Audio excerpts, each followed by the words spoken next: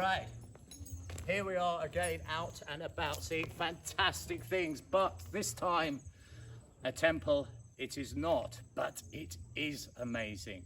This is Komnou. Now we have had Sven, the rippling, muscular, handsome, almost Greek god of a cameraman that follows me about, have had an incredible journey. We've been up since 9:30. The sun, as you can see, is going down. It's 4:30. And we've had to walk the last distance in because we couldn't even get the bikes in. So this has been a proper adventure. But what is it that we have battled to come and see that isn't a temple? Well, let me show you. It is wonderful.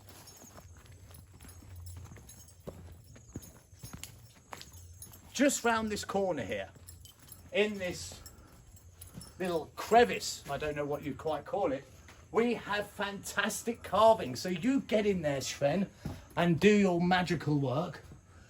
And there you see them. Now, I have been trying to do some research here to find out as to how old they are.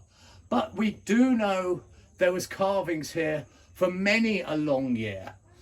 Hundreds, I would say, certainly. But it's hard to tell which is the new ones, what are the new ones, the old ones. Now, what Sven is focusing on there is we have the sleeping Buddha, but as he scans across and turns around behind him, there is Ganesh, the elephant. Now we see this so much in the Indian culture as well, but isn't that worth the journey? It's just remarkable, isn't it? And we can see as we pan down that people are still coming here to this day. In fact, we saw a few people going down the hill, because that is what we're on. We had to climb some distance to come up here, but they rather cleverly had a tractor. And I may actually see, if we just look to the right, Sven, we can see the water here coming down. And maybe this has always been the same, and maybe this is why they've carved in this very niche. And there is more to see.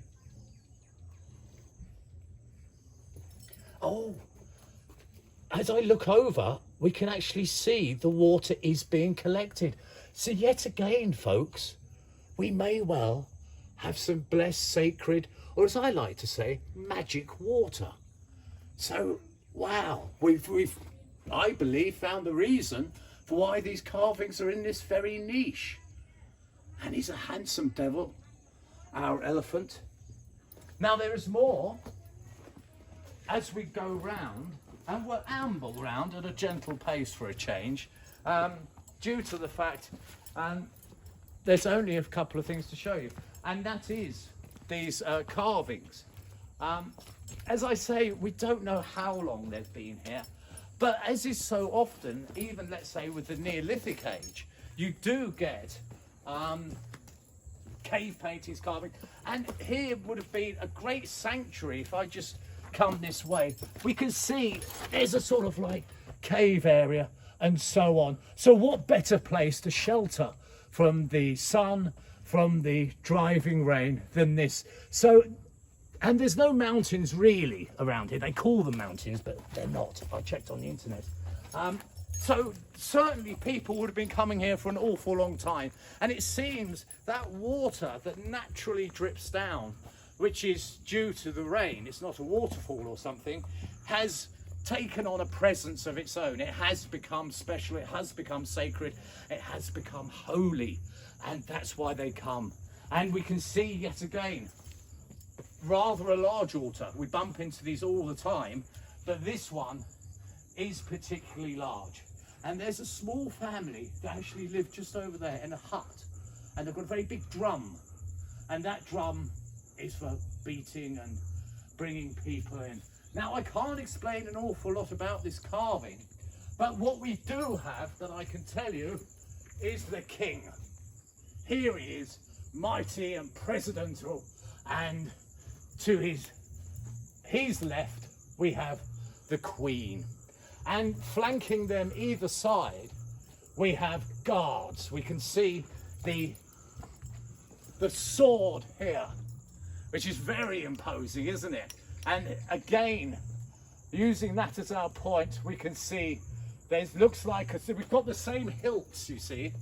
And again, it looks to me like the Queen is in fact holding a sword. I could be wrong, but just by going from this to this, it looks to me like she's holding it.